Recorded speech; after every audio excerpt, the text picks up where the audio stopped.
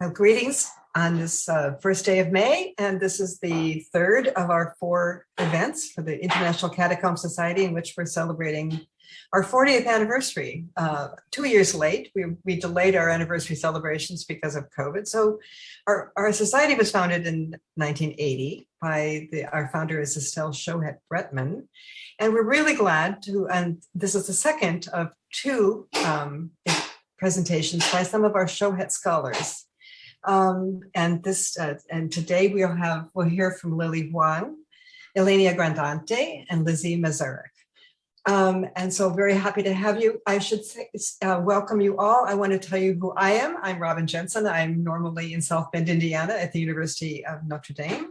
And we have a couple of our board members here, or 3 or 4 of our board members here. I'm sharing the moderating job here with the Vice President, Arthur Urbano from Providence College. But Annalise is our an illustrious past president. She's waving to us. And John Herman, you're also on the board, and some of our other board members may show up. But I would say a little bit about the Shohet Scholars program, since we're featuring 3 of our grantees today. And we very much want to invite people to submit applications in the next round of awarding these grants. So it's important to say that this is not a grant that's focused only and solely on catacombs. Even though we are the Catacomb Society, this is an important grant for ancient Mediterranean cultures and religions broadly, from the Hellenistic era until the early Middle Ages. And we have some wonderful projects going, and you'll hear about 3 of them today. If you want to know more about the Shohet Scholars Grant, you can go to our website, thecatacombsociety.org, and a lot of information will be there. And any one of us, I particularly, would be very happy to answer any questions you may have. So what I'm going to do is introduce the 3 speakers all at once, and so I don't interrupt the flow of our discussion.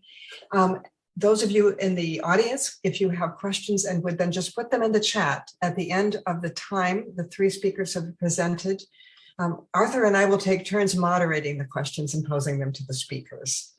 So please put the questions in chat. In the meantime, mute yourselves as we go, and I will just introduce all 3 speakers at once.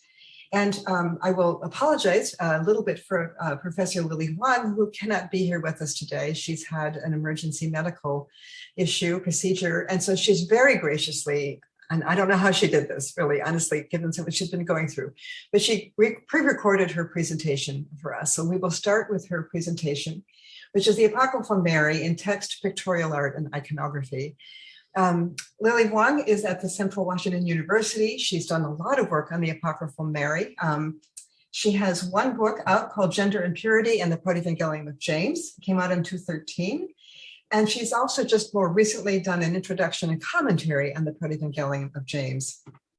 She's also been a co-editor in a project that has included some of our other Shohet scholars, religious competition in the 3rd century. So Lily Vuong will lead us off with her presentation on the Protevangelium of James, or Apocryphal Mary, in art and iconography. Following Lily, Dr. Ilenia Gradante will be speaking to us from Oxford University. She tells me she's in Oxford now and not in Rome, although she's Italian. She did her degree at La Sapienza. Her title today is a community narrative approach in the study of early Christian Syracuse through the epigraphic documentation from the Catacombs.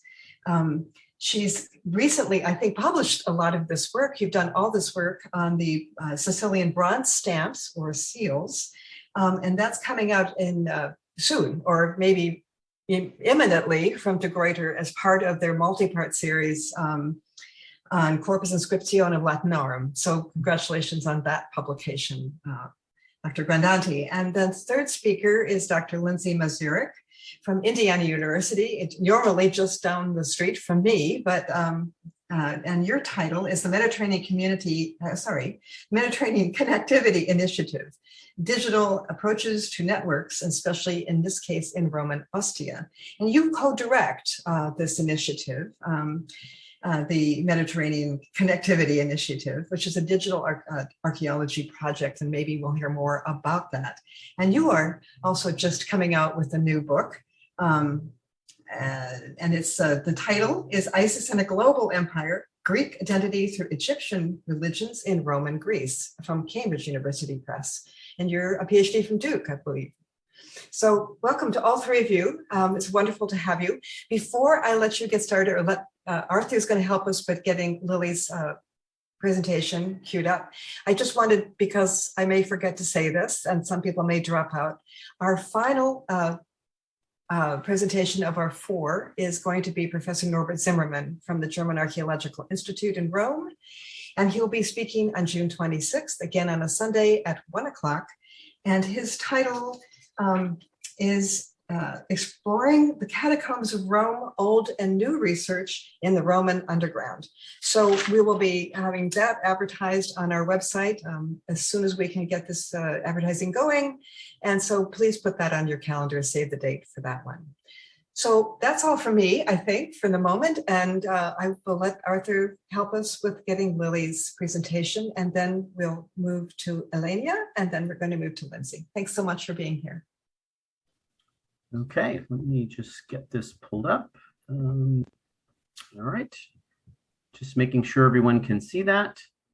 Good, all right, and we'll get started. And if there are any technical difficulties along the way that on your end, just let me know through the chat or something. All right, so I think we're ready to start. Thank you all for coming tonight, and I apologize for not being able to be there with you in person. I especially regret that I'll be missing Ilenia, Gradante, and Lindsey Mazurek's presentation, but I look forward to seeing the recording afterwards. I'd like to thank Robin Jensen, Arthur Urbano, and the members of the International Catacomb Society for their support of my research and invitation to talk about my project. I thought I'd start by speaking generally about the goals of my project, and then move into more of a formal paper based on the publications and presentations which were made possible with ICS support. Broadly speaking, my project is interested in examining the ways in which Marian apocryphal material culture, including mosaics, sculptures, physical spaces of churches, etc., were used to reinforce early Christian devotion, faith, and piety. This project was spurred by two scholarly developments and shifts in the field of apocrypha studies. The first relates to the relationship between apocryphal literature and material culture. Previously, a common assumption held that when parallels existed between an artistic representation and a text, artistic representation must have resulted from the artist's direct interactions with a literary source, or indirectly by having heard a story dependent upon a literary source. However, recent Christian apocrypha scholars have challenged that assumption, preferring instead to think of the relationship between literature and art as constantly interacting, intersecting, and exchanging with one another. A good example of this phenomenon is the 4th century sarcophagus, pictured here on the left, detailing a nativity scene with an ox and a donkey, something that has made its way even into our own modern ideas of the nativity scene, as seen with the picture on the right, which is a Christmas card I found off the internet. Given that our earliest literary reference to the appearance of an ox and a donkey at a nativity scene is the 7th century pseudo-Matthew, supports the idea of exchange and reciprocal influence between art and text. The second major development guiding this project concerns the influence of scholarly categories and boundaries. The 5th century, for instance, has traditionally functioned as an artificial boundary marker between apocrypha and hagiographic literature. This 5th century marking was, of course, linked to the more or less fixed closure of the New Testament canon of the 4th century. According to Wilhelm Schneemelke, with the closing of the New Testament, the production of New Testament apocrypha came to an end. However, recent trends in the field have begun to recognize the limitations imposed by this artificial marker, not the least of which is the misleading traditional view that held apocrypha as failed competitors in the race for a place in the New Testament canon. As Tobias Nicholas has noted, such thinking has prevented scholars from seeing important lines of development and phenomena related to early Christian texts, traditions, and art. By questioning the modus operandi of always prioritizing literature over art, as well as the strict maintenance of boundaries between canonical and non-canonical when analyzing and interpreting Marian artistic representations and material culture, we can come to new understandings and shed new light on the role of Apocrypha on Marian piety. With these two approaches in mind, I'd like to spend the remainder of my time sharing my thoughts and observations on the 5th century mosaics found on the Triumphal Arch in Santa Maria Maggiore in Rome, some of the earliest depictions of Marian apocryphal art, and the starting point of my project. My goal is not to argue for the influence of Apocrypha on the mosaics, I take that as a given, but rather to push the boundaries of interpretation to include Apocrypha themes, motifs, and interests, and to think about how devotees interacted with them. So Santa Maria Maggiore stands as Rome's oldest and largest basilica devoted to the Virgin Mary. Built shortly after the Council of Ephesus in 431, which among other things declared Mary as a Theotokos, it was the first independent papal commission founded under the reign of Pope Celestine I, but completed by Sixtus III in his role as Pope and main donor. Located at the highly prominent location in the city landscape, the public church basilica served as a regular gathering of the faithful in Rome. As Sybil de Blau notes, it served as a precise functional entity in a specific historic context and stands out as the apogee of the process of the Christianization of Rome, and at the same time that of the Romanization of Christendom. But how precisely did it serve the collective assembly? The question I'm particularly interested in asking is, how did Rome's faithful interpret, understand, and use its space, architecture, and iconography, especially apocryphal influence iconography, to support their devotion and piety? My focus on Marian apocryphal iconography brings us to the highly debated mosaics found on the 5th century Triumphal Arch that sits above the main altar of the basilica. While consensus holds that the iconography found on this arch must have been influenced by early Christian apocryphal writings on the early life of Mary and the infancy of Jesus, as seen in, for instance, the Protevangelium of James and Pseudo Matthew, etc., some scholars have questioned interpreting the arch in light of non-canonical sources. For instance, in her 1979 study, Suzanne Spain dismisses the possibility of apocryphal influence by arguing that the presence of apocryphal elements in an infancy cycle in a church sponsored by the papacy is inconceivable, given the caution with which the popes treated the canonical corpus of biblical writing. To further support her rejection of apocryphal influence, she asserts that Pseudo Matthew in particular could not have been the source for any of the mosaics, including the depiction of the angelic escorts or the red threads Mary holds in her hand, which I shall return to shortly, since it is a 7th century text and would not have been available at the time the 5th century mosaics were created. Surprisingly, however, Spain does not entertain the possibility of art appearing before literature or the possible exchanges the mosaic may have had with the highly influential 2nd century apocryphal Protevangelium of James, a source for Pseudo Matthew. While it is true that the Protevangelium was among Pope Galerius' 496 list of books that should not be read, the mosaics were completed some 50 years earlier and had already gained widespread popularity among devotees. While most scholars have rejected Spain's interpretations, her assertions regarding the treatment of canonical and non-canonical sources continue to reflect how biblical scholarship interacts with these categories. As such, it invites, or rather demands, that we think and rethink the role and function of apocryphal literature and art, given the certainty of apocryphal exchanges with the mosaics. Returning to the arch. The arch can be divided into 4 registers, traditionally viewed from right to left and from top to bottom. The top 2 registers have produced the most debate and controversy, but for the sake of time, I'll focus my energy on the top left register, even though there are plenty of other examples of apocryphal exchanges throughout the mosaics.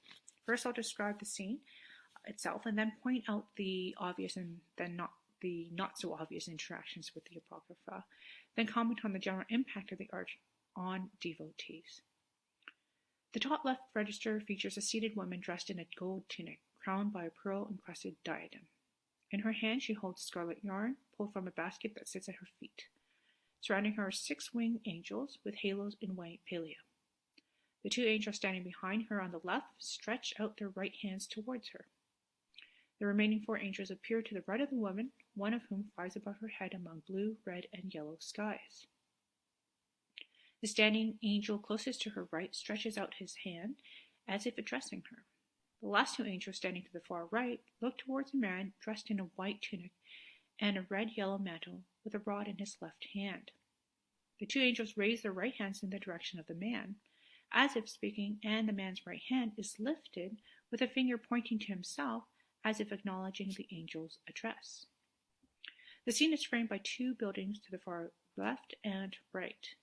In fact, the entire top register is framed by temple-like structures, as there appears a third temple in the top right register, but more on that shortly.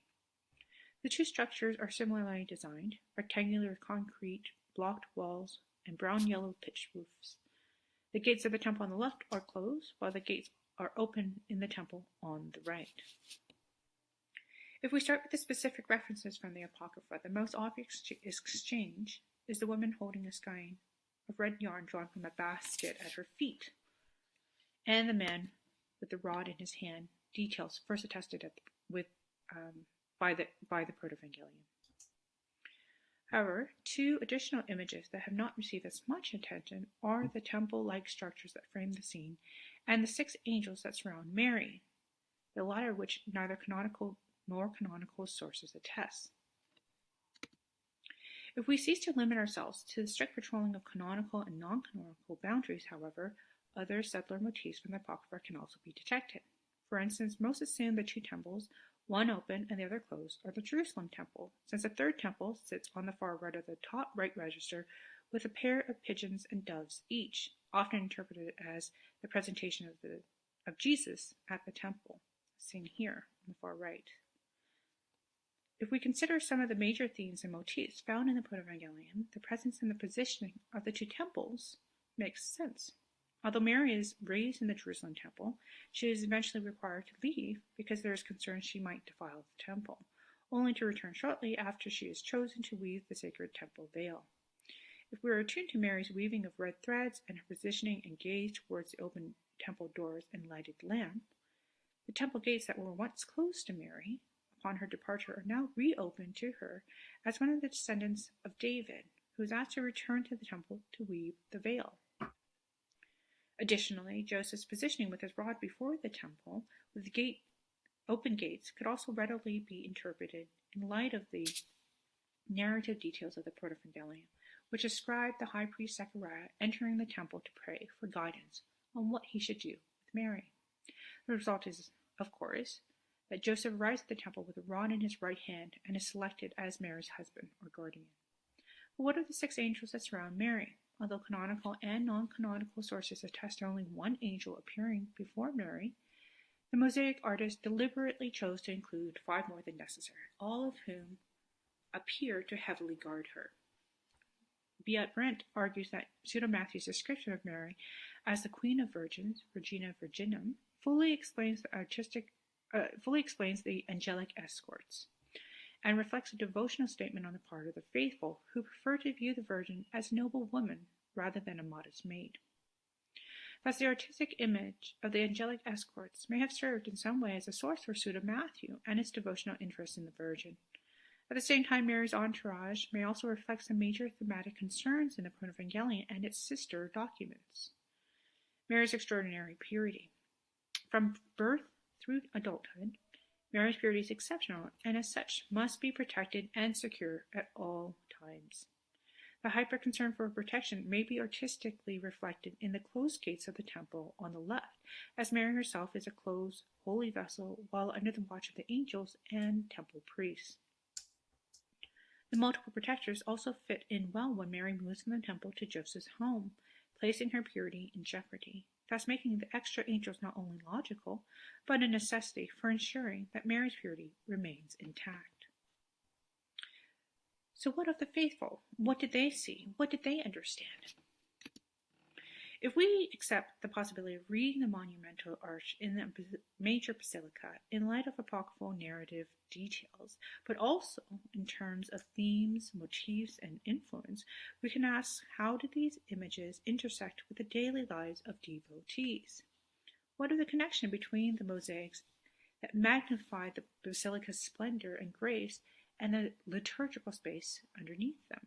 To start, the mosaics on the arch sit about 16 to 19 meters high above the altar, or perhaps a few meters behind it up into the 8th century, making it the focal point for devotees after the altar itself. As a spectator observing a liturgy in 2019, there's no doubt that one's eyes would be drawn towards the arch. And yet, admittedly, I could also understand how its height of 16 to 19 meters might make it difficult to see all the details of the iconographic program. Perhaps for this reason, many critics have suggested a binary reading of the program, whereby the narrative parts would have been only understood by an elite. The elite readings hypothesized are wide-ranging, including theological, ecclesiastical, political, and imperial motivations, opposed to simply devotional or didactical. But as Maria Raffaella Mena has noted, it is quite plausible that all these intentions were at work in the mosaics. In support that these mosaics were intended for intellectual reading, for example, Elena Cavalcanti argues that Pope Leo's explanatory homilies were conducted in front of these mosaics and remained in use as late as the High Middle Ages, suggesting that the mosaics required further explanation and were likely difficult for devotees to read. And at the same time, the regular explanatory homilies seem to also suggest that such elite interpretations would have been made available to the masses. Ivan Folletti nevertheless asserts that whoever conceived this iconographic program had to be aware of how difficult the scenes would be to read. But he's also made the case that the empty throne at the apex of the mosaic, seen here, was a different situation. I suggest that similar arguments can be made, at the very least, for the three temple structures in the top register. Unlike Folletti, however, I am more optimistic as to what devotees saw and understood, especially since the event still displayed well-known scenes from Mary's life and Jesus' infancy, including the Annunciation, the presentation at the temple, adoration of the Magi before Herod, the massacre of the innocents, and the Holy Family's exile in Egypt, possibly, but also because the Protevangelium was extremely popular among the masses. Cecilia Davis Weyer, for instance, argues that the late 5th century ivory book covers from Milan closely follow the Protevangelium and share several peculiar connections with the mosaics. I suggest that the three temples would have been identifiable to devotees both for formal and compositional reasons. First, the color. The white square and rectangular stones outlined in black, and the white pillars and temperature in the front of the left temple, and the white curtains on the right temple stand out clearly from the blue sky streaked in red and orange, the varied brown-yellow background of land, and the turquoise ground. As standalone structures, they are also readily identifiable against the multitude of figures that crowd the space. The temples are also emphasized by the partially empty space around them, surely capturing the spectator's eyes. Indeed, the fact that there are three similar temple structures framing the entire top register would have not only drawn the attention of devotees, but would have been recognizable as a temple. But how would it have been understood or read? While many have interpreted the mosaics as a theological and dogmatic response to the Council of Ephesus' establishment of Mary as Theotokos, Robin Jensen has perceptively observed that the mosaics on the arch display the Virgin's role in the economy of salvation through a cycle of stories rather than in a single monumental portrait. As cycles of stories that contributed and reinforced the faith and piety of early Christians, what then did these mosaics and the buildings in particular convey to the viewer? Artistically depicted buildings are often indicative of geographical and temporal space. As such, they offer concrete associations and historical marks for the pious, and thus contribute to a specific kind of Christian identity making. Indeed, in the bottom left and right register, city gates representing Jerusalem and Bethlehem are also depicted. If the buildings in the mosaic communicate to viewers concrete spaces, places, and time, rather than abstract beliefs, the mosaics tell a story about the Virgin Mary, who was intimately connected to the Jerusalem temple. The mosaics that decorate the nave exclusively depict scenes from the OT, but also as the mother of a child who would be the Son of the Most High, not only in Jerusalem and Bethlehem, but to all of Rome. Although this project is still ongoing, necessitating just a glimpse at the possibilities these particular mosaics present for a much broader range of interpretation than previously considered, I hope I've conveyed both my general approach as well as the line of questioning I intend to pursue as I examine several other artistic representations of Marian apocryphal art. Thank you. I would be happy to receive any comments and respond to any questions that you have at the email listed here. Thank you for your time.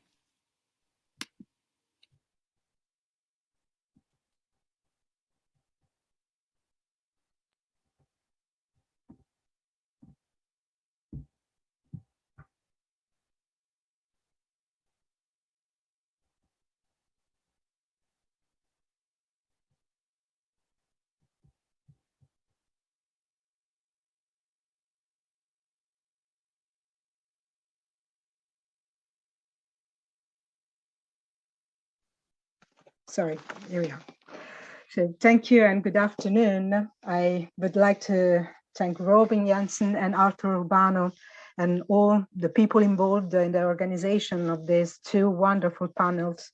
And I would say thanks for inviting me to present my research supported by the ICS within the Shohet Scholars Program 2017-2018. In the next few minutes, I'll try to outline the main outcomes of this work, which is actually still in progress and which has significantly influenced my path and my career in recent years, allowing me to build collaborations with colleagues and international projects.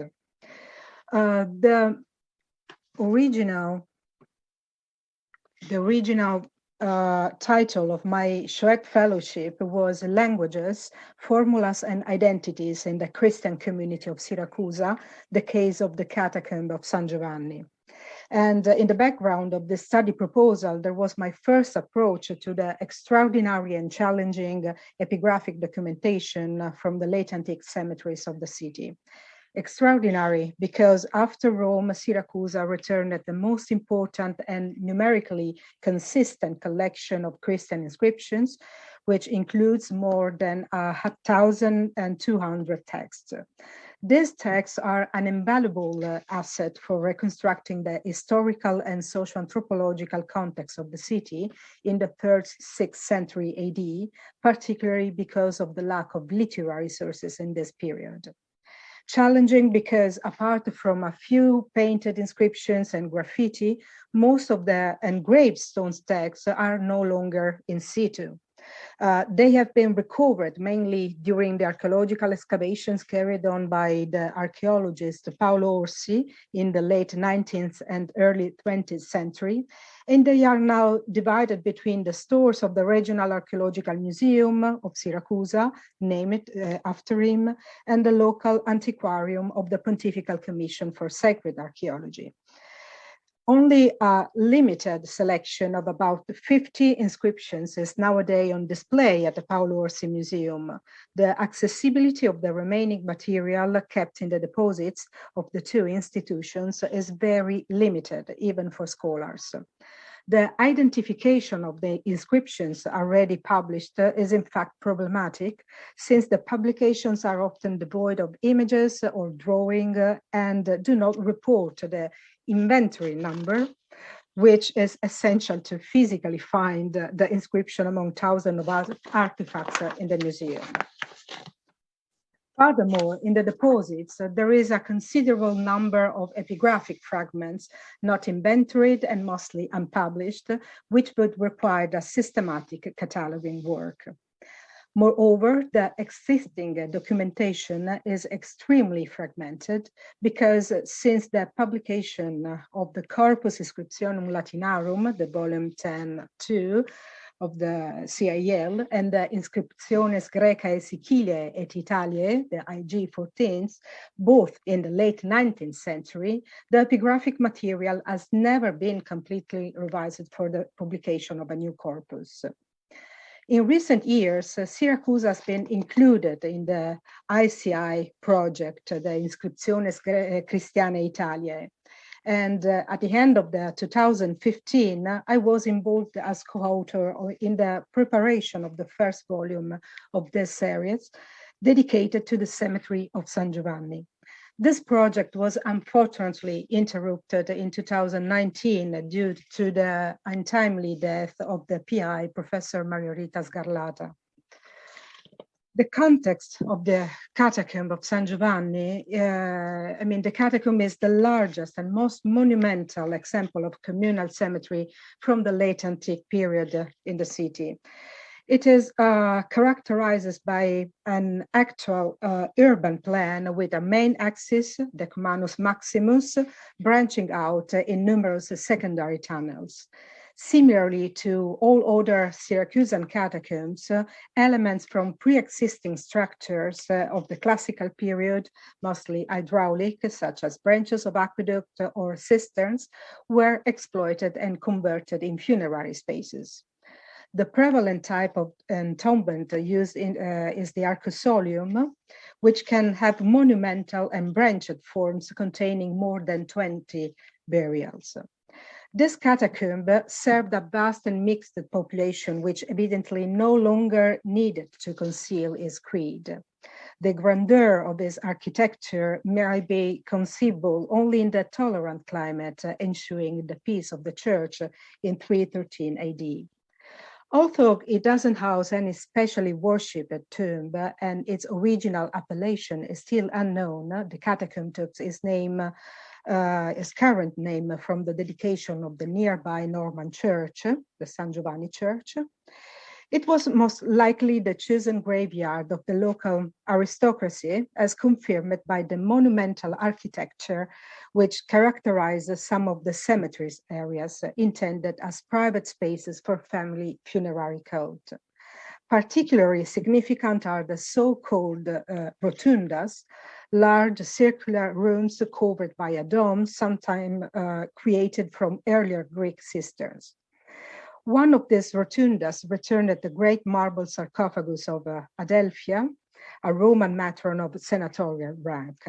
The sarcophagus, now in the Archaeological Museum, come from a Roman workshop and represent a key exemplar within the Sicilian context due of its high quality. Judging by the style, it probably dates to the second half of the 4th century AD.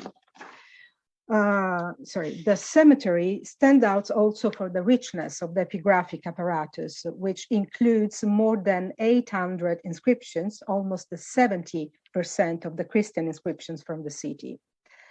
The Christian community of Syracuse is mainly Greek-speaking. Only 10% of the texts from the catacomb are written in Latin, a proportion that remains almost unchanged for all the cemeteries of the city. The preserved Latin inscriptions are particularly good indicator of the identity of the deceased, and they are often associated to non-native people. Latin are the inscriptions that attest the presence of the gods in the cemetery, for instance, demonstrating the funerary exploitation lasted at least until the beginning of the 6th century AD. Among the Latin speakers, we can count members of the Roman elite, such as the already mentioned Adelphia and her husband Valerio, or Marina, wife of Sabinus or Sabinianus Patricius, who gives her name to another rotunda. There are members of the clergy, such as the Spanish Auxentius, Bishop of Rode, Roton in the text, today Rosas in Spain, according to Ferrua's proposal, or Superianus, cleric of Aquileia. The burials of clergymen in the cemetery must have represented an element of prestige, probably with economic implications concerning the value of the tombs placed in the immediate vicinity. The intention to make the tomb of Superianus more visible is demonstrated by these two locative inscriptions. So forgive me, I don't have an image of this inscription, so I'm trying to show you this really homemade reconstruction of the different position of the 3 inscriptions dedicated to the cleric. So the inscriptions, the locative inscriptions painted on the front of the arcosolium read respectively Here lies Cleric Superianus of Aquileia and simply Cleric Superianus of Aquileia, while the proper funerary inscription remains less visible inside the Arcosolium. Into other examples, the purchase of a burial near the venerator prestigious tomb of a bishop is explicitly indicated in a text. This is the case of the inscription of Polychronius and Serapia, who by their tomb near Syracuse, bishop of Syracuse at the end of the 5th century AD. From the northern region of the cemetery comes the inscription of Alexandros and Rhodote, who bought their tomb from Hermione, daughter of Caesarius, near the tomb of another bishop, whose name Keperion could have a Syrian origin, according to the hypothesis of Rizzone. Maria Rita Sgarlata dealt with the presence of the Syrian community in the city and specifically in the cemetery of San Giovanni. And it's interesting to note how the majority of the inscriptions related to this community and dated between the second half of the 4th and the 5th century AD seem to be concentrated in the north region of the catacomb and specifically along the second northern gallery. I have recently suggested that other epigraphic documents might be added to this evidence. Along the same gallery, one of the last arcosolia retains is plaster work. Above the archway, a rectangular tabula carved on fresh plaster bears a 2-line inscription which reads Alexandros entade Kite. The second line is now almost lost. But a circular signaculum, a bronze seal, has been impressed on the 4 corners of the tabula. And the same signaculum has also been used to stamp the mortar covering of at least one of the Arcosolium burials, probably that of Alexandros, as evidenced by the numerous fragments found along the corridor, as you can see here. The text of the seal is readable in its entirety. Athanasio Christon Maria Genna, of Athanasius, Christ born of Mary, with a staurogram in the center field. The interpretation of the trigram chi mi gamma is now commonly accepted by scholars thanks to the extended formula attested on some inscriptions as that one of the architrave from Refade in Syria Antiochena dated to the 6th century AD.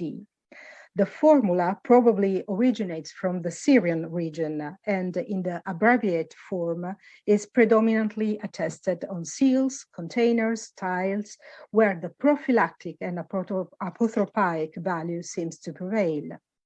In our context, the trigram chi mi gamma, along with the central staurogram, not only express the devotion to the Christian religion, providing divine protection on the stamped property, the tomb in this case, but probably also denotes the owner Syrian origin.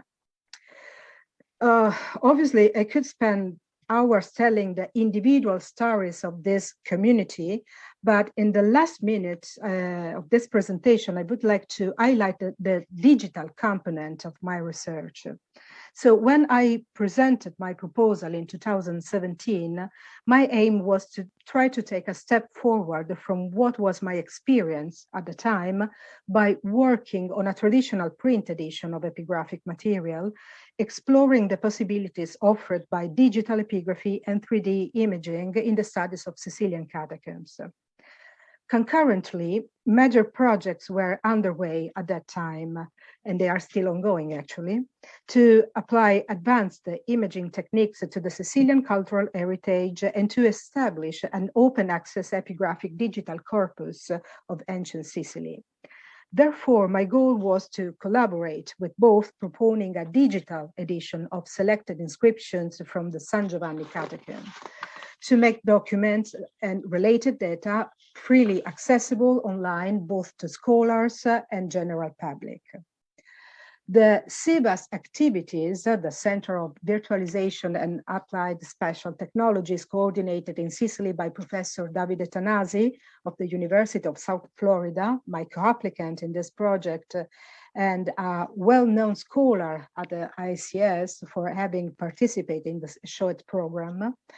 So the activities had already involved the Syracuse catacombs. So here you can see, for instance, a 3D model of one of the Hellenistic structures incorporated in the catacomb of Santa Lucia, the so-called pagan shrine, which preserved an image of Zeus Pelleros. With Davide Tanasi, we focus on an epigraphic practice attested in the Sicilian catacombs, the habit of stamping the tomb covers using bronze seals, the signacula, as I showed you earlier in the case of the Athanasius seal.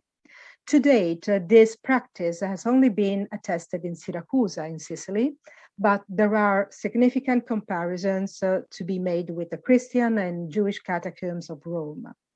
In particular, we made 3D models of the impressions still in situ and of fragments of mortar kept in the Archaeological Museum, more difficult to read and particularly fragile since the mortar is subject to crumbling. Furthermore, by extending the 3D documentation to the bronze signacula kept in the museum, we started a first study on methods for a semi-automatic matching between seals and impressions to be able to identify the signaculum used in a given context.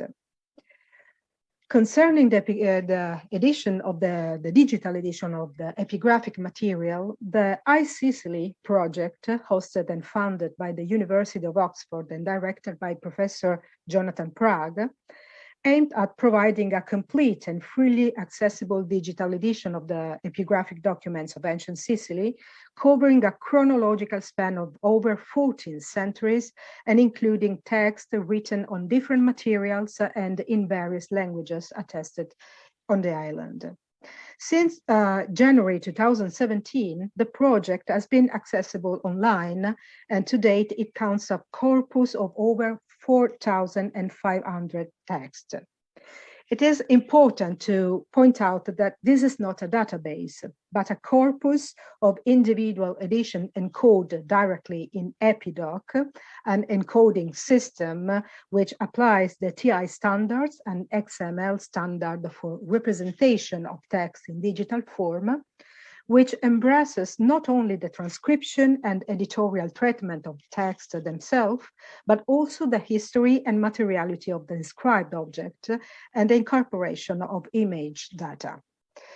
All the inscriptions previously presented bear an iSicily number in the form I6 followed by 6 numbers, and are therefore already available online. The inclusion of the entire corpus of the Christian inscription of Syracuse is one of the main goals of the project, and therefore our collaboration has never really stopped since 2017. And in the last 2 years, thanks to a new project founded by the ERC, Crossreads, I'm finally fully working on the consolidation and implementation of this corpus in iSicily, undertaking cataloging campaigns in Sicily and working on the edition here in Oxford.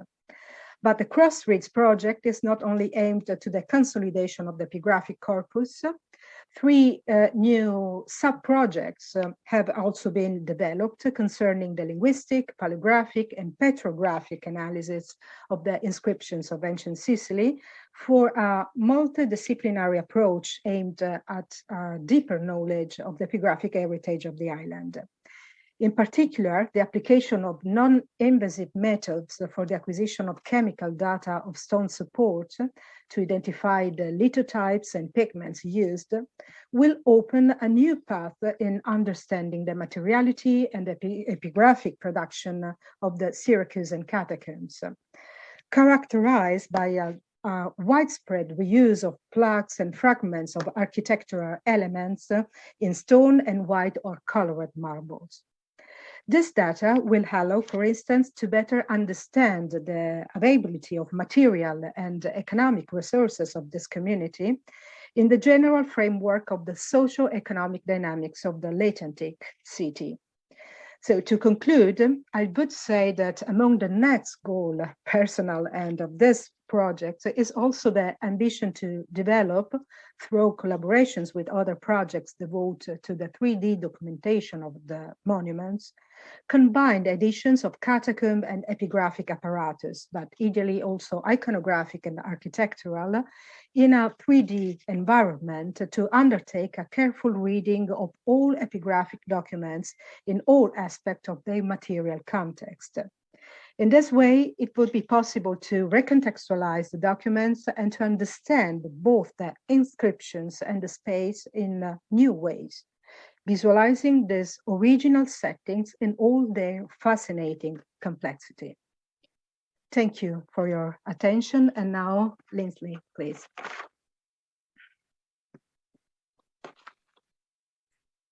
Thank you so much. Did we want to do the question, or should I just go ahead and speak? We'll go ahead and speak, and then we'll do the questions at the end, Lindsey. All right, fantastic.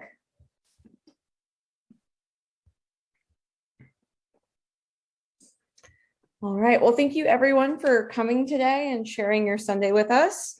Thank you to Robin and Arthur for putting this together. And especially thank you to the International Catacomb Society. I was lucky enough to be the recipient of actually 2 Shohet scholarships that enabled me to do fieldwork for this project. I'm incredibly grateful for all of your support. Today, I'm going to introduce you to the Mediterranean Connectivity Initiative, abbreviated often as MCI, and talk to you a little bit about our fieldwork at Ostia Antica. So MCI takes a very digital approach to the study of globalization in the ancient world by focusing on large and small scale networks that shape the Mediterranean, using Ostia Antica and its environs as our first case study. Our team is made up of scholars and students at USC, Indiana University, University of Oregon, Clemson University, and Case Western Reserve University, and the University of Western Ontario.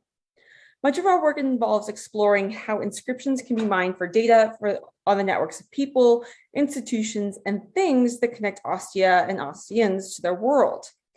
In order to analyze these texts, we integrate an abstract form of social network analysis with GIS mapping. We're still very much in the early stages, but we do believe that our methods have strong potential to reshape existing ideas about Mediterranean connectivity and give deeper textures to historical ideas about how the inhabitants of a bustling Roman port city created and preserved connections at home and across the ancient world. At the same time, however, this work has forced us to reckon with the nature of writing history through digital approaches and recognize the flaws, limits, and promises of the tools and methods that we have employed. Over the last few years, MCI has really focused on one key question: how do we reconstruct these networks that bind the ancient Mediterranean together? With its well-preserved remains and thousands of published inscriptions, ancient Rome's port complex at Ostia, Portus, and its various necropoli offers a chance to reconstruct some of the networks that crisscross the ancient Mediterranean.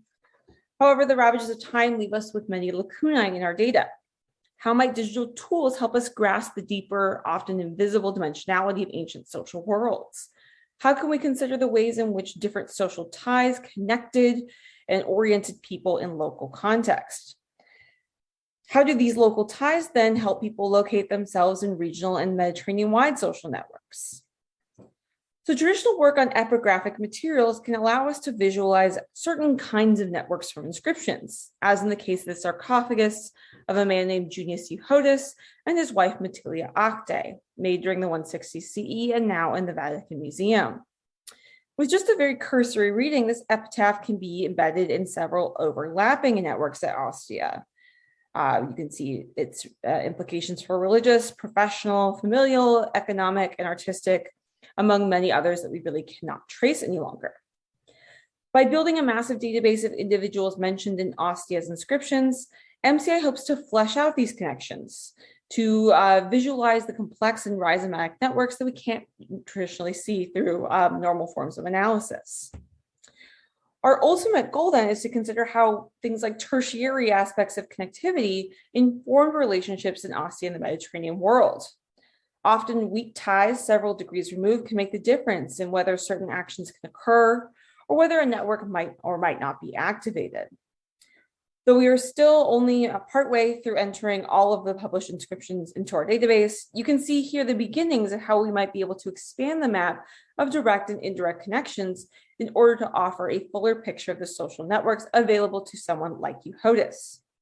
We will explain how to read these maps here in a moment, but if we put this map alongside the Kruger map that I just showed you, we can see that we really have not yet hit the limits of what we can see about the networks within which Shohet was connected.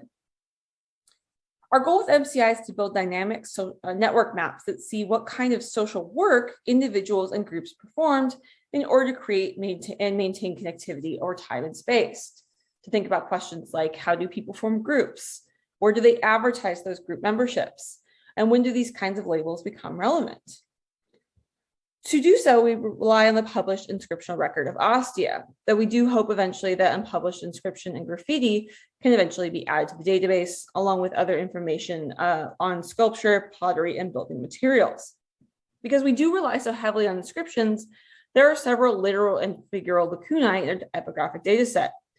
We deal with damaged and fragmentary inscriptions, poor excavation records that make it difficult to figure out where something was displayed, and the absence of particular groups of people of interest, particularly women and slaves and the urban poor, that are inherent to epigraphy.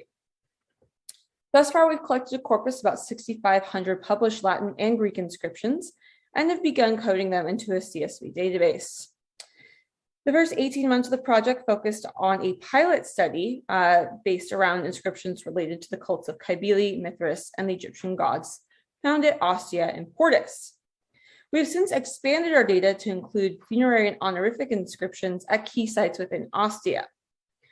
Our database is organized around the individuals mentioned in the inscriptions and treats descriptors like gender, magistrate offices, and familial roles as associated metadata for each inscription. Using a very simple CSV format allows us to continually expand and adapt our database, keeps it stable over the long term, and makes it accessible to other scholars and eventually the general public. From the database, we use a social network analysis software called Gephi to visualize network connectivity. Network analysis software like Gephi allows us to map connections based on user-selected priorities and analyze patterns and centrality in social networks.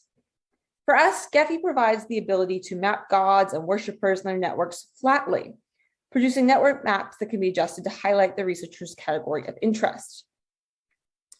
Now, Gephi is not a neutral arbiter of facts, but rather a way to curate and present historical possibilities visually. Here's one of our maps focusing on these Eastern deities that we find in Ostia and shows the relationship between the divine subject of an inscription and the language in which the dedication was made. Each of the small nodes represents a person named in the inscription, often the dedicator or close relative. The larger nodes represent named deities, and the lines linking the two represent the inscription's language. We've got red for Greek and blue for Latin here. The larger and darker the node, the more influence it can be said to exert within the overall networks of worshipers and deities. We can see immediately that within our pilot study, the cults of Isis have more Greek inscriptions, for example, than those of Mithras and Cybele.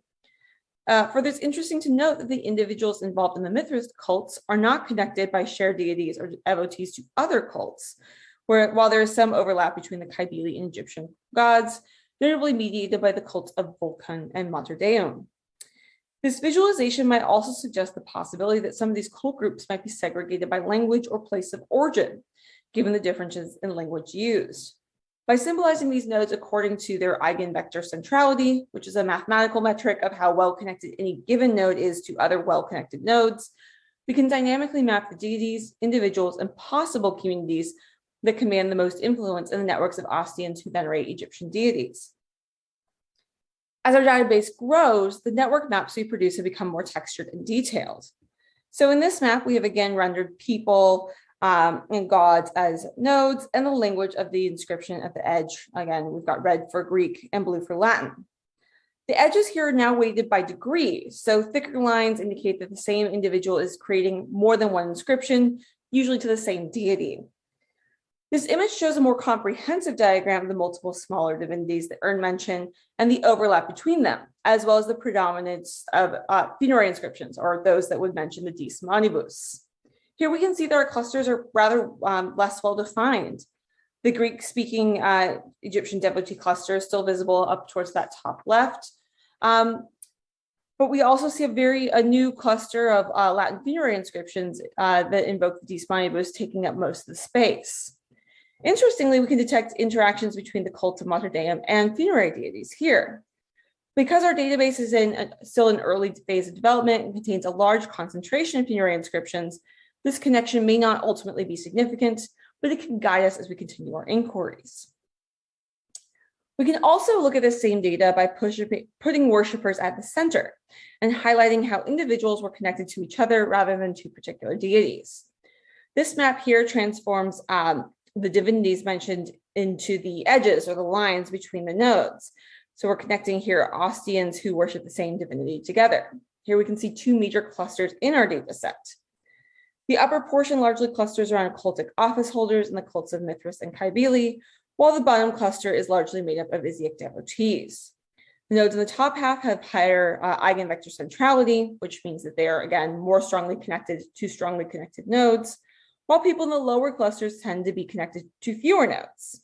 However, the nodes in the lower half are more strongly connected to their neighbors in terms of the number of shared deities venerated than those in the upper half, reflected here by the increased thickness of the edges. What we're seeing here is actually an intensification of earlier patterns, wherein there seems to be a little crossover between those who venerate Egyptian deities and those who dedicate to Cybele and Mithras, which suggests that devotees of Isis are generally only participating in one of these so-called mystery cults. As you can see from these maps, network analysis of Ostian inscriptions promises to open up many new questions and insights into the social and cultic life at Ostia. Now, let me turn now to some of the problems that arise in working with epigraphic data and translating it into Geffy's social network maps. First, because of differences in dedicatory practices and missing portions of text, we have to adapt the way that we analyze the data sets in Geffy. The software, like most digital tools, prefers full columns of data, which means that most of our maps are oriented around gods, since most inscriptions mention one. Unfortunately, not all inscriptions preserve these mentions, and taking our deity-oriented approach did produce maps that were closely tied to unknown deities, which is, of course, difficult to use as a knowledge-producing heuristic. It does, however, emphasize the limits of our knowledge. Here you can see an early exploration of our data and how the map changes when we include inscriptions clearly dedicating something to a divinity whose name is not visible or otherwise preserved. Geffy then is a useful team member, but here he has assumed, perhaps like St. Paul, that all the unknown gods were the same god. Even with digital approaches, we will not always be able to access all of the information we would need to map every aspect of Ostia's connectivity, and we really do need to be aware of the limits of our tools. A second set of complications in our data set is the difficulty in dating inscriptions. Often we can only date a text to the 2nd or 3rd century CE, and this dating relies on a lot of assumptions about what Ostia is like as an archaeological site. Up to now, we have looked at maps that reflect what I might call possibilities and potentialities for social networks in Ostia. As we are able to add more datable inscriptions to the database, we will be able to draw maps that more closely approximate more realistically possible social networks in Ostia. This is another way of indicating the limits of our knowledge, but it also demonstrates the ways in which these choices that modern interpreters make about what data they want to see will ultimately shape the analysis itself. Geffy does not produce objective maps, but rather the images that we see here are the outcome of questions that we ask. The columns of data that we prepare and compare, the colors and weights that we assign to different aspects of connectivity based ultimately on our own interests. Because Geffy allows us to take data and translate it into images that to the modern eye can seem much more real than textual narratives, we must also be very careful to show how the choices that we made in the use of the software affect the outcome of our analysis. Now, in addition to our database work and our visualization, we are also really interested in how inscriptions interact with the topography and natural landscape of Ostia. Using GIS, we attempt to connect the abstract networks that we render in Geffy with spatial information on the ground to produce a dynamic multi-scalar reading of social and religious connectivity in Ostia. We ran a pilot season for field data collection in 2017 using more traditional methods for field surveys, which primarily involved handheld GPS devices and paper-based recording of additional information about each point. As with any new project, we ran into problems that we did not expect. Though our technical director, Ben Gorham, has run similar surveys at several sites and contributes to digital recording at sites like Morgantina, our points initially ended up in the very wrong place of Iceland. We determined that Ostia's iron-containing bricks and high walls, some of which are ancient, others of which were reconstructed during the age of Mussolini, were high enough to interfere with our ability to connect with GPS satellites. The fact that Ostia also lies directly in the flight path of Fiumcino Airport probably played a role, though this is actually debated. Pilots are very convinced this is true. GPS specialists are convinced it is not. Regardless, handheld GPS units were not really an option for us going forward. Instead, we opted to use an ArcGIS iPhone app called Survey 123, part of a larger suite of smartphone apps that Esri developed to aid field collection of geospatial data. Originally designed to be used in disaster relief, Survey 123 allows users to compose a survey form that conducts geospatial mapping and attaches metadata and images smoothly in one step. Since we record information as part of an undergraduate field school, this approach also allowed us to ensure a more consistent recording practice and give students more information about the points they were plotting, which furthered our pedagogical aims. In order to enhance geospatial accuracy, we provided students with a Bad Elf GPS booster dongle that plugs right into the iPhone. The combination of the iPhone's internal GPS, which uses mobile data signals to boost location accuracy, and the Bad Elf software allowed us to record clearly the degree of accuracy of each point and the number of satellites engaged in recording each point. Survey 123 also provides a user-friendly mapping platform that allows you to reconcile your point with satellite imagery, which provided another checkpoint for accuracy. So we have no more points in Iceland. Almost 2/3 of our points were recorded within Survey 123's lowest margin of error category, which is between 1 to 5 meters, and Bad Elf indicated that most were recorded on the lower end of that margin. For contemporary excavations or surveys, certainly that margin of error would not be acceptable. But for our work, which involves reconstructing original find spots and display locations based largely on 19th and 20th century excavation reports, this level of accuracy was acceptable and really better reflects our certainty that any inscription came from any particular location on site. This method also has a great deal of speed. We were able to record about 250 points in 1.5 days in the field. Now, the inscriptions that we mapped came from all over the site, with the highest concentrations from Reggio II and the Porta Romana necropolis. You can see here what's called a heat map, where you can see the highest concentrations and centered on the areas in which the points were recorded. These concentrations do reflect the buildings where we were able to identify large numbers of inscriptions, like the Caserma de Vigiles and the Piazza dei Corporazioni, and they may not reflect inscription density throughout the site in antiquity. The majority of the inscriptions came from plaques, statue bases, and other types of bases. We also categorized our data according to the security of the find spot or display locale, whether it was in situ, could be securely reconstructed, or insecurely reconstructed. Defining this portion of our survey was actually one of the most difficult parts of our procedure. Archaeologists and epigrapher actually define the term in situ quite differently. And there are many inscriptions displayed in site in locations that were actually completely unrelated to their original display context. We chose to define in situ as something that stood in a location where it was displayed in antiquity or whose location could be, almost completely reconstructed, like an architrave that had fallen down from its original location, but was found directly in front of the building where it once crowned. A secure reconstruction was something that we felt pretty confident about, as in the case of statue bases that were originally found near the theater, but belonged to foundations in the neighboring Piazza dei Corporazioni. Other scholars would have probably drawn these boundaries a little bit differently, and the debates we could have about the design of our survey, curation of our metadata, and recording methods are just the kinds of self-reflexivity necessary to do this kind of work. So what did we actually find? We're still analyzing our spatial information from 2018 and 2019. But I'm going to show you some of the preliminary information that we have in 2018 that is part of a forthcoming publication.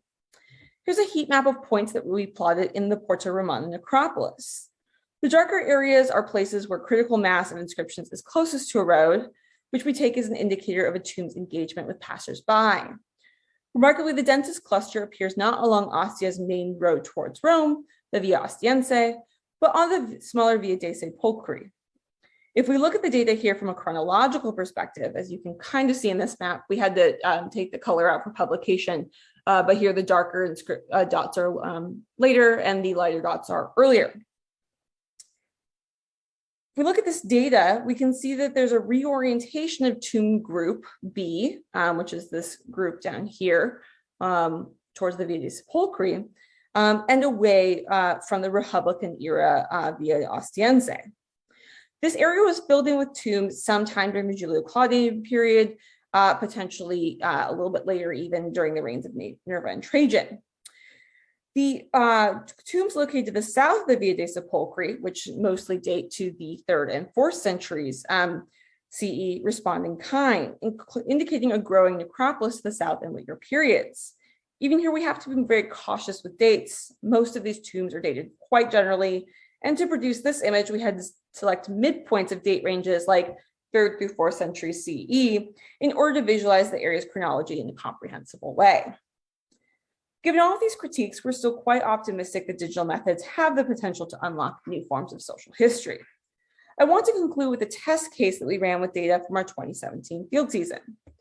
So in this Gethy map, which indicates relationships between gods and dedicators, we can identify 6 somewhat discrete groupings organized around particular deities: green for Cybele, yellow for Dis Manibus, so those are just dead people, purple for Isis Regina, orange for Isis and Anubis, blue for the Greek-speaking Isis devotees, and red for the Dioscuri. Now, taking these groups onto the ground, we can actually see a few obvious clusters.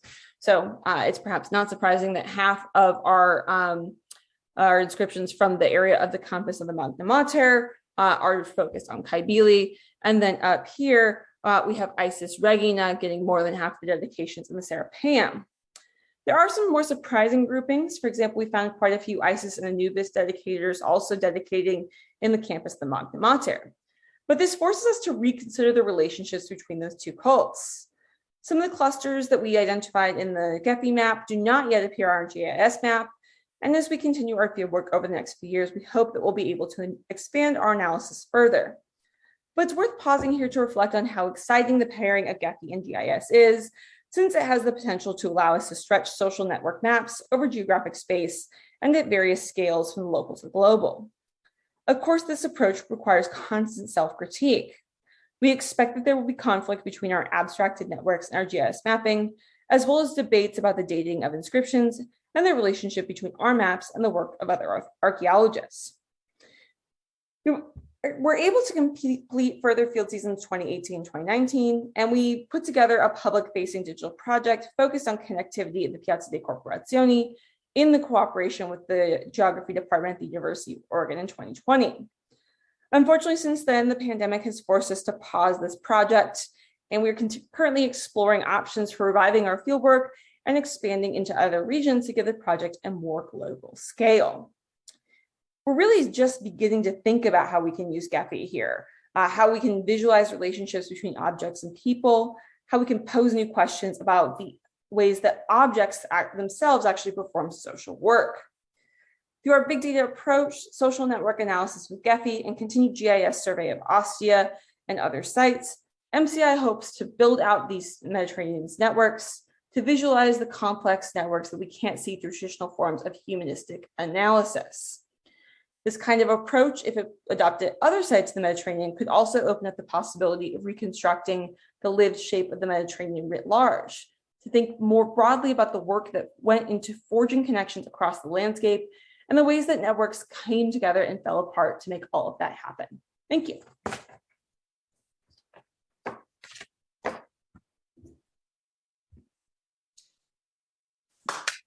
Thank you so much to all three of you. And this is a really rich presentation. I admit to being a little overwhelmed catching up to things, these wonderful technical projects. Arthur, do you want to pose the first question? I've got one, but I think I'll let you go ahead and ask that one, and then we'll go from there. And people, if you'd like to add any questions, please put them in the chat. Thank you. Yeah, sure. So this first question is for Ilenia. So the question, and I'm going to sort of add something to this question, so something I'm wondering from the other end of things. So does burial in the catacomb of San Giovanni stop around 410 as in Rome? And then the question I'd like to ask too is how early do we see burials in that catacomb complex? So sort of what's the range? Well, for the San Giovanni catacombs, I think I already answered in some way during the presentation. We have definitely epigraphic documentation till the beginning of the 6th century CE. So absolutely we can confirm that the funerary exploitation of the catacomb dates till the beginning of the 6th century at least. And we can say the same also for the Santa Lucia catacomb at least. And the early, of course, the San Giovanni catacomb is a post-Constantinian catacomb. So the exploitation of the cemetery begins in the 4th century. But in the city, we have the early regions of the 2 other catacombs, so the Vigna Cassia and Santa Lucia, with documentations from the 3rd century, second half of the 3rd century CE. If you don't mind, yeah. sorry, I was really interested to hear about this potential Antiochian Syrian connection. I was wondering if you knew more about sort of the context in which you might have this community coming across. Are there broader connections between Syracuse and Antioch in this period? Well, actually, the Syrian community in Syracuse is very well attested. The epigraphic documentation, not just in the catacomb, but also in other epigraphic documents between the second half of the 4th century and the first half of the 5th century. And we know that, there are several commercial economic interest in the Syrian community in Syracuse. That was a very important economic center, and the connections with the East were crucial in the economy of the late antique city. There is also in San Giovanni, there is also the Rotunda of Antiochia. That is not my hypothesis, but from Maria Rita Sgarlata, that she assumes that also this Antiochia inscription could be an ethnic indication of the presence of this community in the cemetery. And it's interesting that also the presence of Syrian is not limited to traders, but we have also members of the clergy that moved to the island and to Syracuse in this period. All the evidence more or less date between we have this range, second half of the 4th century and first half of the 5th century. Yeah. I noticed that there was a cleric from Aquileia as well, and I'm thinking, I thought that was very interesting that somebody from Aquileia would be buried in Syracuse. Oh yeah. He just sort of suddenly died, and they didn't want to ship him home. Well, honestly, we have several evidence of it, but probably. We have also Latin speaker clergymen that move in some way together with Roman aristocracy, especially in the 5th century AD. I mean, the Rotundas, the Adelphia burial, the Marina burials are all fixed in the late 4th to beginning of the 5th century AD, and probably connected with the development also of the church in the city. We can imagine also some interest in the move to Syracuse in this period. Interesting. Yeah. Lindsey, I'm hoping I've got you more or less right. I was working hard to keep up. So let me, and you've done so much work. Let me see if I've got this sort of very simple kind of question. But as I read what you were doing, it seemed to me that you were saying that perhaps in one instance, the devotees of Mithras were sort of unconnected in some ways, whereas you'd see the devotees of Cybele connected to Magna Mater or other sorts of, even Isis, right? So do you have any thoughts about, I mean, one could say, well, we think always Mithras devotees were mainly Latin speakers or mainly military or mainly men, but I was wondering if that's a very simple answer and not a very complicated look at it. I think it's really hard to say, to be 100% honest. I mean, my own specialty is with Isis devotees, so I know a little bit more about sort of who they are, and they're very varied, frankly. We think that the Greek-speaking community in Portus might be like an Alexandrian community, but that's pretty hypothetical. There's obviously a very strong Latin-speaking community that's very closely integrated into the community. Whatever is called, I think it might be something where we're looking at, like, there's a familial overlap, and that's one of the things I argue in my book, is that family does probably inform your religious choices, and some of the dedicators that you can just prima facie reading the inscription see, there's clearly like a familial relationship between the people who are dedicating. Some of them, not all of them, but a handful of them, they're dedicating in both the campus of the Magna Mater and the Serapeum up in the further northern part of the main city. And I think part of what you also see as well is that the Mithras devotees, those are really short inscriptions. And so that you could also have cultic, influence in terms of like, what are the formulae you use? What kind of information do you include versus not include? Because they tend to be pretty tight-lipped, as opposed to the slightly more, relatively speaking, these are still Latin inscriptions, slightly more flowery and lengthy inscriptions that you see in the campus of the Magna Mater and other places in Ostia. And so that's something that I find that fascinating. I love that kind of stuff. But for whatever reason, they seem to be less socially integrated than those other two cults. Oh, you could sort of say the soldiers are kind of terse, they're very taciturn people. I don't know. It might be. I don't know. They're certainly not, maybe they're not paying their epigraphers enough to really include the good details. I don't know. I did get, sorry, go ahead. I did get a private question from John Herman about connections between Isis and Demeter and Ceres. So there is, obviously you see that mentioned a lot in Greek literature, like from Herodotus onward, that syncretism. The Greeks themselves in their own practices do not put the two together super often. They're mentioned in poetry together, but not in actual cultic inscriptions. You do see them, there is a popular sculpture type that's in Italy that does depict Isis sitting on a mystic cista of some kind and nursing. We don't have any, I don't think we have examples of that from Ostia, but it is popular elsewhere in Italy itself. The inscriptions, there's actually relatively few inscriptions to Ceres at Ostia, given Ostia's role as primarily a grain importing site.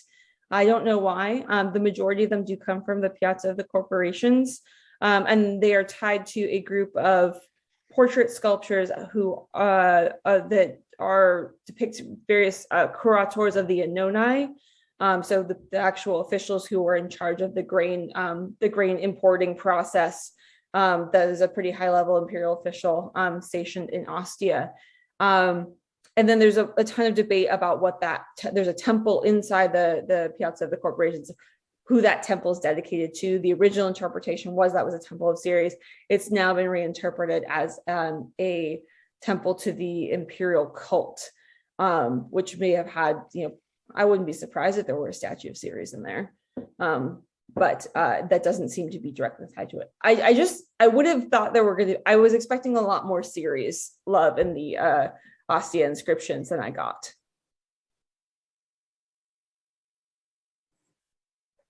I had a question for Lindsey too, and I'm not really familiar at all with the breadth of the inscriptional evidence from Ostia, but I'm thinking of Christian and Jewish presence at Ostia, and is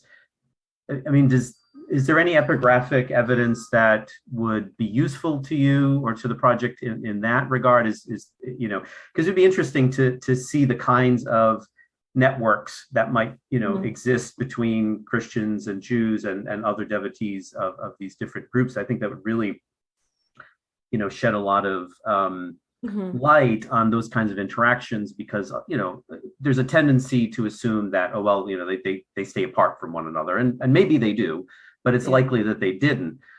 But then again, maybe there's just not the kind of evidence that yields the kind of information you would need. So just curious about that. So there's not a lot of really obviously proclaiming that you are a Christian or a Jew in the epigraphy outside of the synagogue, and there's not a ton of inscriptions in there either. Part of this could be the way that we've chosen to go through the inscriptions. It could be, again, a result of our choice. We've chosen to prioritize inscriptions that have archaeological context over those that don't. And we've done a lot with the necropoli. And I can tell you that if Christians are burying in the standard 3 necropoli in Ostia, they're not advertising their Christian status. They tend to be, these are such canonical Roman funerary inscriptions.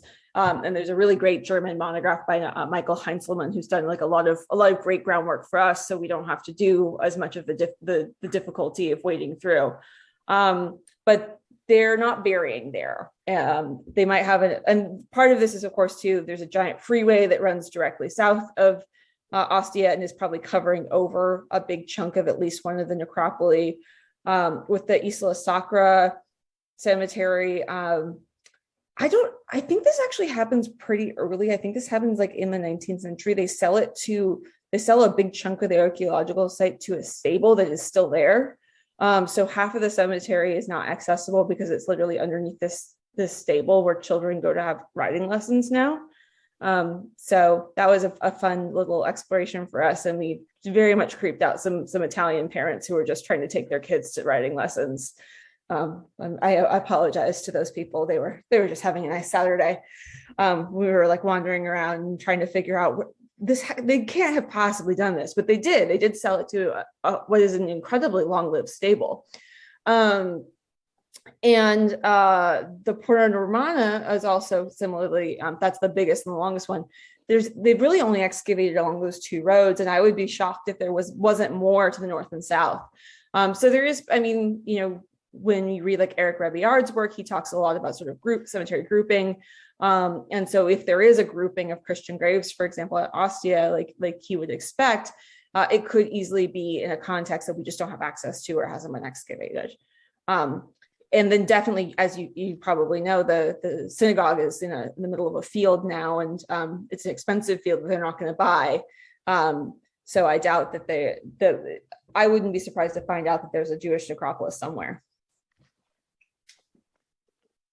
Let me I probably should end this quickly, but I have one last question for Ilenia. I'm wondering about the style of the lettering, and it was sort of surprising to me, especially these sort of highly placed elite individuals seemed they were not beautiful inscriptions in a sense. If you're thinking at all about that, I know this is a crazy kind of out of the left field question, but I was just kind of puzzled by it. Well, actually, looking at about 800 inscriptions, of course, you can find many differences in the paleography, of course. And possibly, in the last month, I found epigraphic workshop working between the catacomb of San Giovanni and the catacomb of Vigna Cassia. We have documentation in both from both the catacombs, and they are interesting examples of very stylish and elegant letters and a very good paleography, I guess, from the beginning of the 4th century, actually. But all the most of the evidences from the 5th century are honestly not, I would say, not professional. That's the point. That would be very interesting to develop a study on who produced the inscriptions in the catacombs in this period, and is a discussion that goes together with the materiality of this documentation, because we mostly have fragments of inscriptions of material reused from colored marbles, white marbles, as I showed you before, architectural elements that were reused in the catacombs. But I would say that we can spend more time thinking about also the visual approach, the visual culture of these people, and the way how these inscriptions were displayed in the catacomb. So, but definitely in the 5th century, in general, we can say that we probably don't have professional workers, professional workshops of inscriptions in the catacombs. Something my students always ask me, so I'm glad you gave me kind of an answer. All right. Arthur, you have anything left? You want to? I think people are disappearing, but I think it's been wonderful. I thank you both, and I thank Lily if she's anywhere listening. I don't suppose she might be, but she will be eventually. So it's been wonderful. I've learned a lot. My head's about to blow up, but anyway, I have one. I'll leave you with one joke, because I presented on Carthage yesterday in a conference, and I ended by, they were telling me that archaeologists rock, and they thought that was funny. And I said, well, do you understand? Archaeologists never take marble for granite. So, sorry. Anyway, I'm sure you've heard that one. That's a new one. I haven't heard that one yet. Have a wonderful day. I'm gonna put that one in my pocket now. And thanks for coming. And thanks to the listeners who are joining us after the fact. Bye-bye. Yes, thanks to both of you, and to Lily as well. Hi, thank you. Bye.